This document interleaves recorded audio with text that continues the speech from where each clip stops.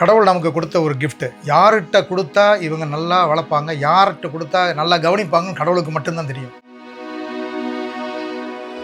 ஆஃபீஸில் என்ன பிரச்சனை வந்தாலும் சரி, வீட்டுக்கு வந்தோடனே இவன்கிட்ட இருக்கும்போது இவன்கிட்ட பேசும்பொழுது எல்லாம் மறந்து மகிழ்ச்சி ஆயிடுவேன்.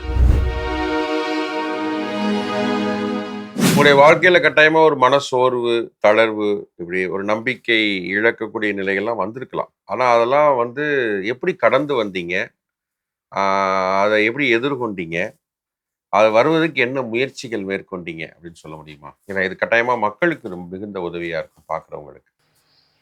இப்போ முதல்ல நான் ஜெரி இந்த மாதிரி ஒரு இது வரும்பொழுது மனது ஃபஸ்ட்டில் சங்கடப்பட்டாலும், கடவுள் நமக்கு கொடுத்த ஒரு கிஃப்ட்டு. யார்கிட்ட கொடுத்தா இவங்க நல்லா வளர்ப்பாங்க, யார்கிட்ட கொடுத்தா நல்லா கவனிப்பாங்கன்னு கடவுளுக்கு மட்டும்தான் தெரியும்.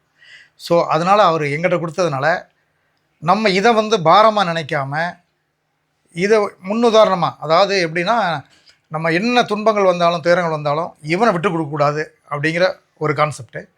அதே மாதிரி ஆஃபீஸில் என்ன பிரச்சனை வந்தாலும் சரி, வீட்டுக்கு வந்தோடனே இவன்கிட்ட இருக்கும்போது இவன்கிட்ட பேசும்பொழுது எல்லாம் மறந்து மகிழ்ச்சி ஆயிடுவேன்.